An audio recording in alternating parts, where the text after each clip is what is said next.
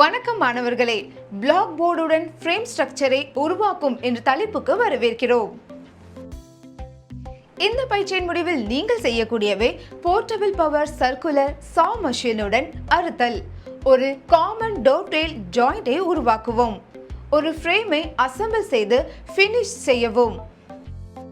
Materials, tools and equipments: block board, plywood, portable power circular saw, claw hammer, bar clamps, nails, marking tools, pencil, smoothing plane, sandpaper, fevicol, measure tape, marking gauge, dovetail saw, mortise chisel, drilling machine உடன் bit, wooden screw, screwdriver.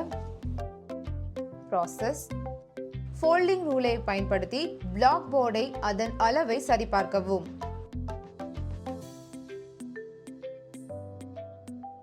நேராக விளிம்பை பயன்படுத்தி வரைபடத்தின்படி குறிக்கவும் மற்றும் try square மற்றும் பென்சிலை முயற்சிக்கவும்.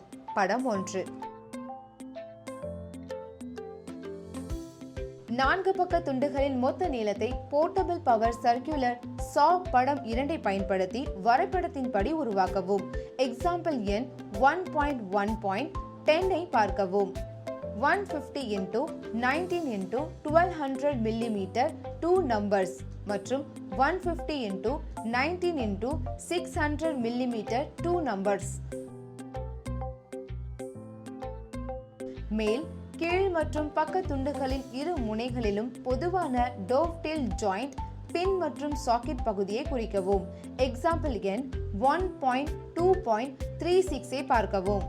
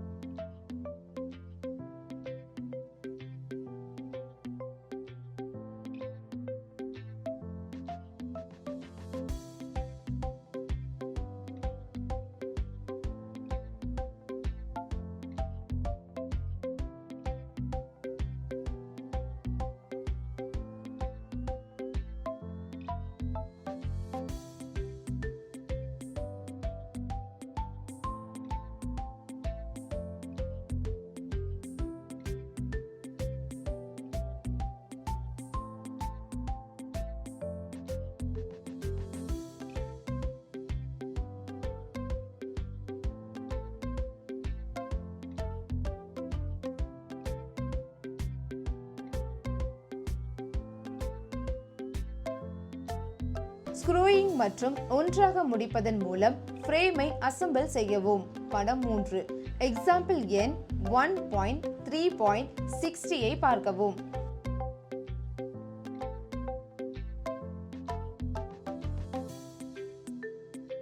ஃப்ரேமின் பின்புறத்தில் கொடுக்கப்பட்டுள்ள அளவீடுகளின்படி பிளைவுட்டை தயார் செய்யவும். படம் 4.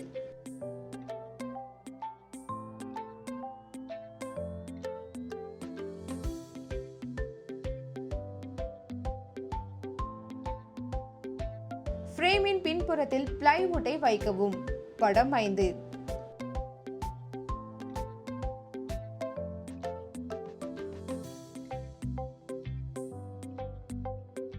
ஹேமரால் நேலை அடித்து 2 ஃப்ரேமையும் பிளைவுட் உடன் இணைக்கவும்.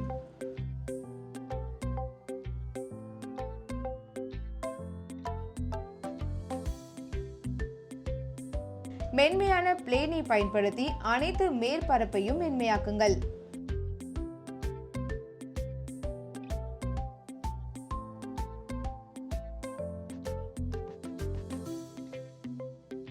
ஃப்ரேமில் மேற்பரப்பு முழுவதும் சாண்ட் பேப்பரை பயன்படுத்துங்கள். படம் 5.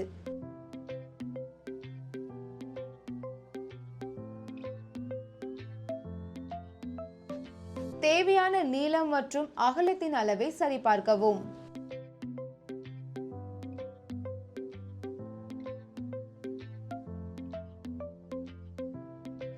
இந்த வீடியோவில் நாம் அறிந்து கொள்கிறோம் போர்ட்டபிள் பவர் சர்க்குலர் சா மெஷின் மூலம் அறுத்தல், ஒரு காமன் டோவ்டெயில் ஜாயிண்டை உருவாக்குதல், ஒரு ஃப்ரேமை அசெம்பிள் செய்து ஃபினிஷ் செய்தல்.